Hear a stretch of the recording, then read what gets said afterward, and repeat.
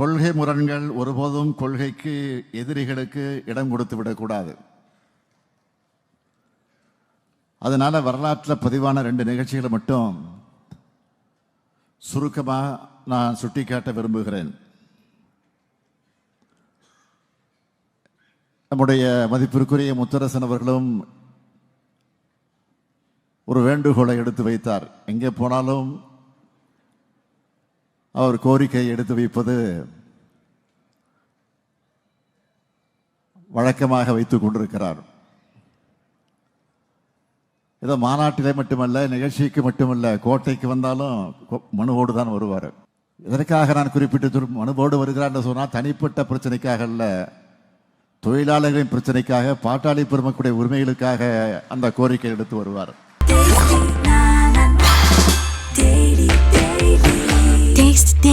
Taste the Daily.